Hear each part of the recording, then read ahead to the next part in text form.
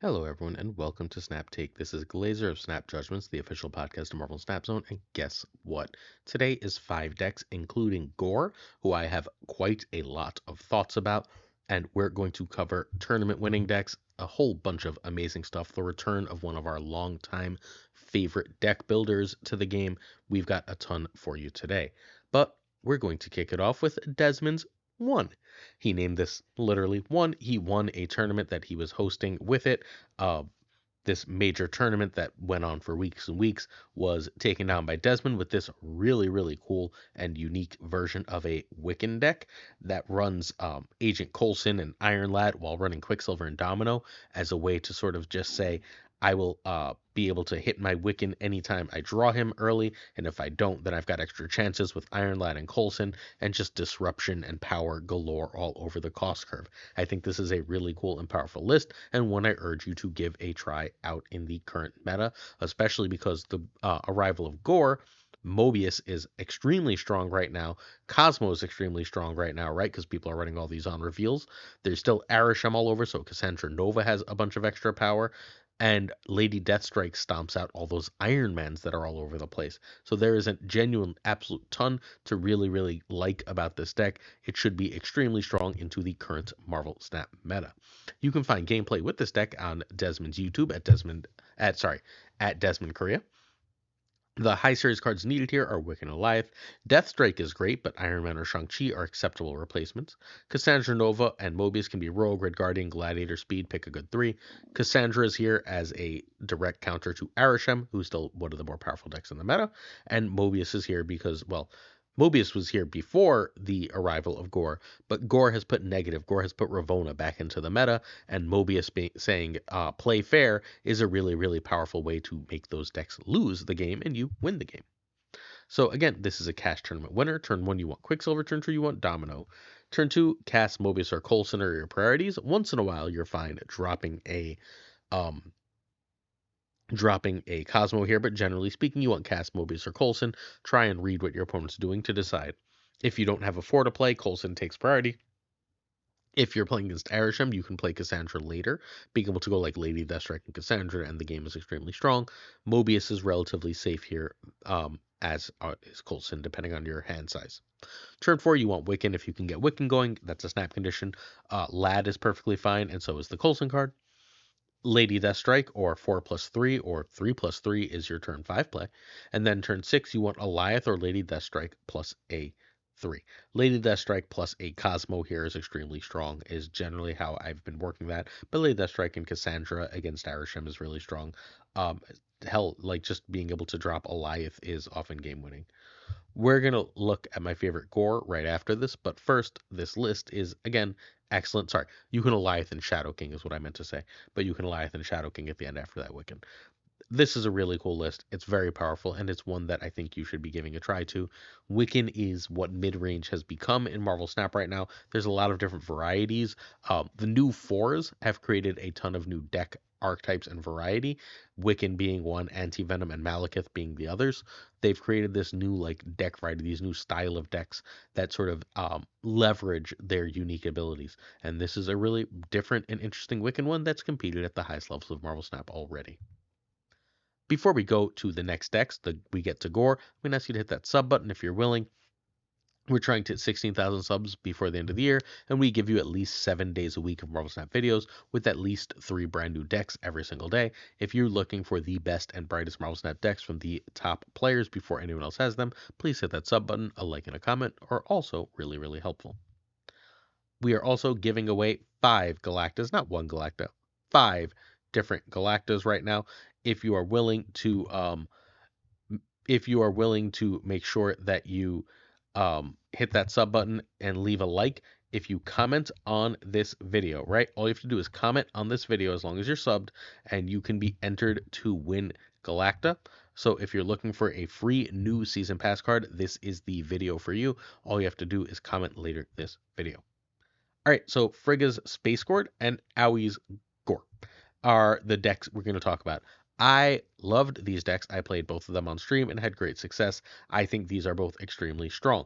They are a couple cards apart, right? We've got a Hydra Bob versus no Hydra Bob. We've got a Grandmaster versus Valentina. Both are running Ravonna and Shadow King. Then we've got Kate Bishop and the Owie. Then we've got Mystique Sage in both. Then we've got Frigga versus Malekith. And then we've got some like extra threes in one version, but we're trying to do the same thing with Gorr and Iron Man, opposed to like Frigga and I've got Mobius here, but Mobius is not important. It could be almost anything. So what we're doing here, what we're doing with this is we're saying, there's these anti-venom lists, right? And anti-venom lists are fundamentally running a choice right now. They're running a choice between running a Frigga package, at where you can play the anti-venom 0 card and Frigga it, and then you just get an extra 0 cost copy of that card, or they're running Malekith and saying, I've got a better chance at drawing my top end. I don't think there's a right or wrong answer here. Both of these are built to sort of counter the meta.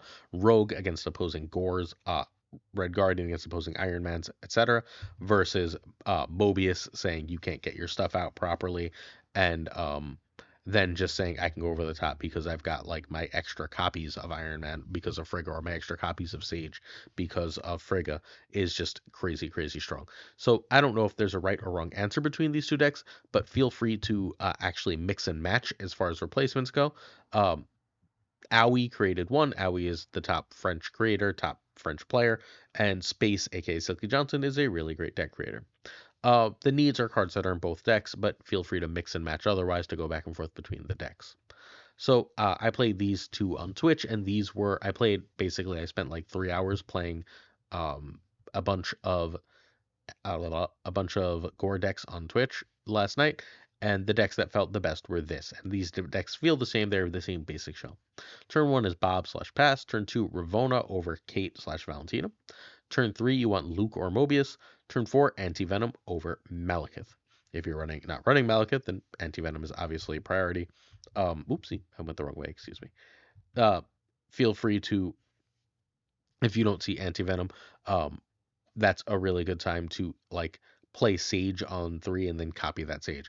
Or if you got Luke out, get Mobius out, whatever the case may be. Or play that Valentina card. Valentina adds an extra little bit of variety to that version. Turn 5 is the Anti-Venom card plus Frigga. Or you can just drop Iron Man, or you can just drop Gorr. Turn 6 is Mystique on either Gorr or Iron Man. And if you have Ravonna out, you can now Mystique and Iron Man. Or you can Mystique or Iron Man with Sage if you have Ravonna, or you can just drop a damn Gorr and be totally fine that way too. Cool. We're going to look at one more really good Gorr list, but this is where I want to be for Gorr. And we're going to talk about what my feelings are for Gorr after this. Is Gorr needed for this list? Kinda, sorta, right? Like, is this better than the Ajax versions? I'm not sure. Is this better than the Ronin versions? I'm not sure. That's what we're going to have to find out with Gorr. I think he's very, very strong, and I think he's very worth running. But I'm not sure that even these versions actually need Gorr more than they want another card. We know that the Ravonna package is strong, right? We know that Iron Man and Mystique are strong in combination. We know that when you run these cards together, you want one more extra ongoing. You don't want to just run Iron Man with Mystique. So what do we do here? We add Gorr. Again, Ajax exists. Darkhawk exists. Ronin exists. Is Gorr going to long-term prove better in this shell? That's unclear. But right now, I kicked all sorts of ass with these decks, and thus I can recommend heartily that if you do get Gorr, you play them. If you'd like to see gameplay from these decks outside of checking my VOD on Twitch, Pulse Glazer, please check out the stream team. Tonight, late at night, GamingwithFlashX will be streaming these decks. Go check out the homie Flash. He's an amazing human being. Prashaun should also have a video up with yesterday's decks. Next up, we have Ika's Gorr. I know Ika's featured like 2 or 3 times a week. Ika's a prolific and brilliant deck builder. So Ika came up with this deck, and I haven't seen anything like it. This is a Supergiant deck, and Supergiant with Arrow and Goliath is a thing, right? Like, that works really well. Instead of just saying that, we're adding some goblins to like extra mess things up, right?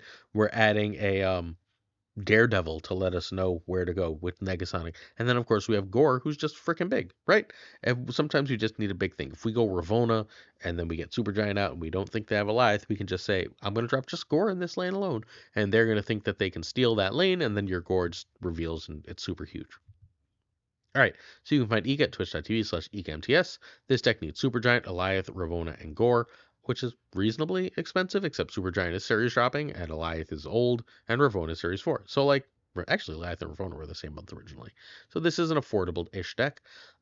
Hydra Bob, we talked about this in yesterday's video. I'm going to keep saying this. Hydra Bob is the new Jeff. He is the best one for general decks, and I think you should probably go out of your way to get Hydra Bob. I would be utterly shocked if even in the next series drop, Bob drops. Go get Hydra Bob. Kate Bishop can be Mirage or Cable. It hurts, but it's fine. And Cassandra Nova can be Mobius, Speed, or Gladiator. Cassandra's here because, again, arishem is a deck. So Ika told me to feature this in He's a Belly. No, Ika's brilliant and releases really, really great decks all the time. And this is so different. So many other of these decks look alike. You're going to see negative on everyone's channel, right? Everyone's got the negative list. I'm not getting you the negative deck fastest. We all know the negative deck list, right? If you don't know the negative deck list, Regis Kilbin got one of those out. And Regis is awesome and lovely and a wonderful person. And everyone knows Regis Kilbin. So go check out the homie Regis. But if you want a different build that's really powerful so that you can get more cubes, this is where you go. So turn 1, Hydra Bob. Again, Hydra Bob is everywhere. Turn 2, Ravonna over Daredevil over Kate. Turn 3, Ravonna or Daredevil, or rather than Cast or Goblin. If you only have Ravonna or Daredevil and you do have Kate, sometimes you'll play Kate and then you'll on turn 3 go one of the arrows with Ravonna or Daredevil. That's totally fine, so you're not wasting energy. Turn 4, Supergiant over Hobgoblin. Again, Hobgoblin being a Ravonna card. You can, if not, just like that's a fine Daredevil turn, right? That's a fine Daredevil and Kate turn. Turn 5 is Gorr or Goblins or Negasonic. And then turn 6 is Goliath or Gorr. This makes sense, right? Next up, we've got the best Clog deck, but we also have a Season Pass giveaway question. But first, our custom card challenge returns. So one last look at this Ika deck. Again, this is just cool, right? Like this combination of cards, like Hobgoblin with Arrow, with Goliath, with Daredevil, like this is just a wild mishmash of cards, but it all comes together. It is the rug that pulls the room together. That is Gorr. So give this one a try. Custom card challenge.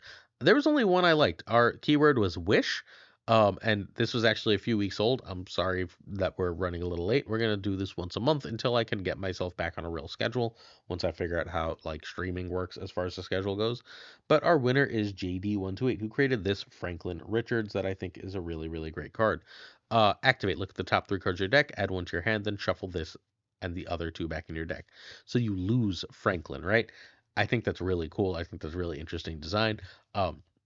That its activate is great, so you can end up losing power at the end of the game. I love it. I absolutely love this design. I think it probably might need to be like a 2/1 or something, but you want it to have stats, so losing it costs you something. And it does only add it to the hand, right? So you don't want to do this at the end of the game, and you have to be careful about playing it after turn. You can't play it on turn 5, right? So it has to be played on turn 2, 3, or 4, and like I really like the design.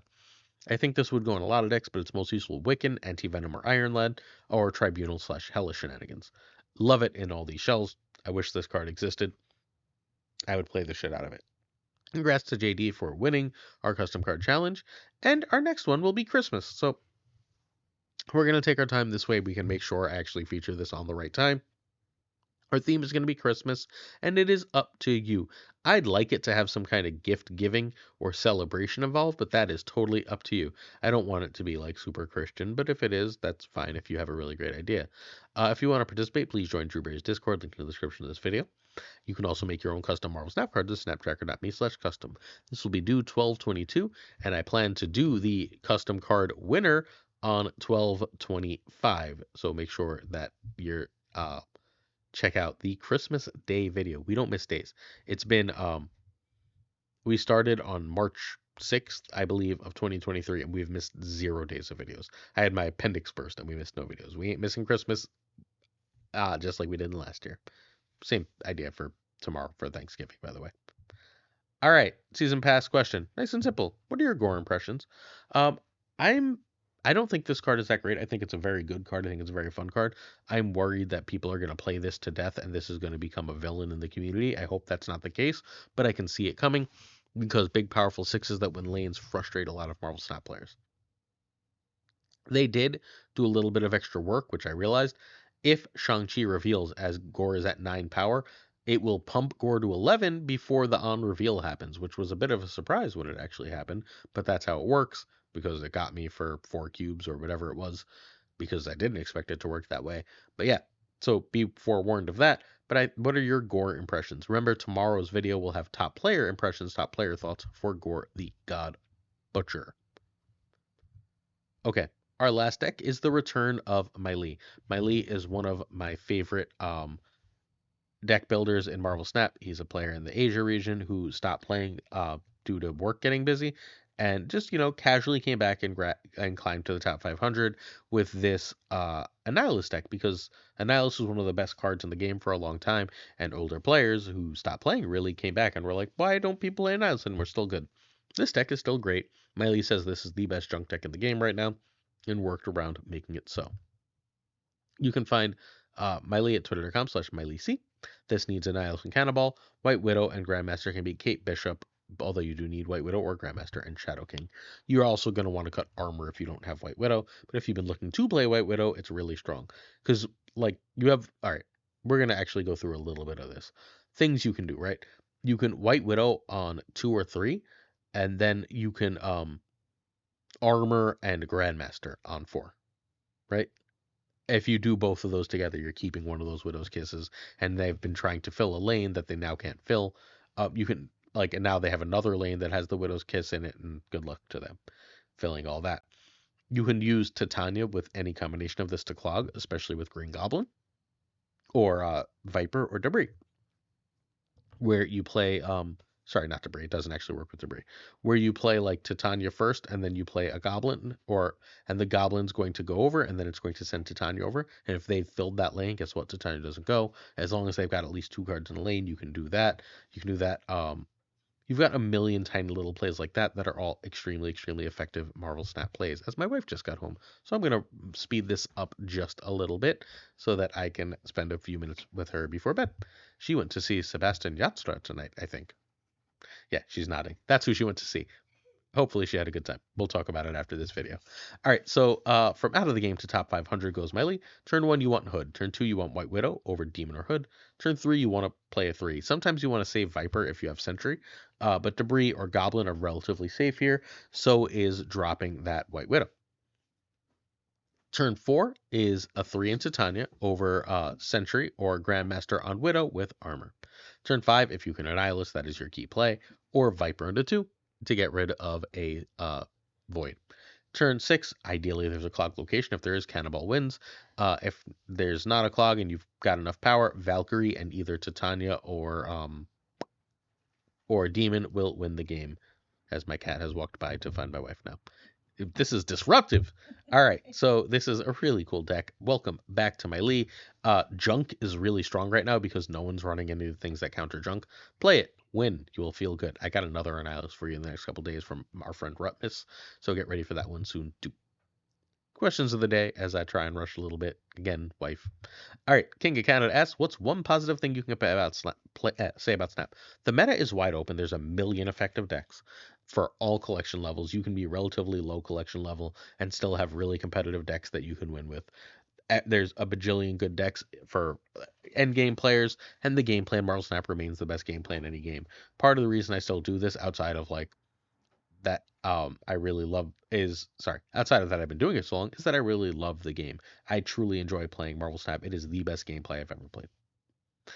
Sanatar asks if I'm interested in the Bazaar. So I wasn't interested in the Bazaar at all, but I started streaming 3 weeks ago, and our friend the Savage Yeti, who is a former Marvel Snap creator, jumped in the stream and was like, hey, you want a Bazaar code? And I was like, I guess. So at some point, I'm going to stream Bazaar just to give it a try. If you're interested in checking out when that is, I don't know, leave a comment and I'll reply to you with when I plan to do it. Sounds good? Hopefully.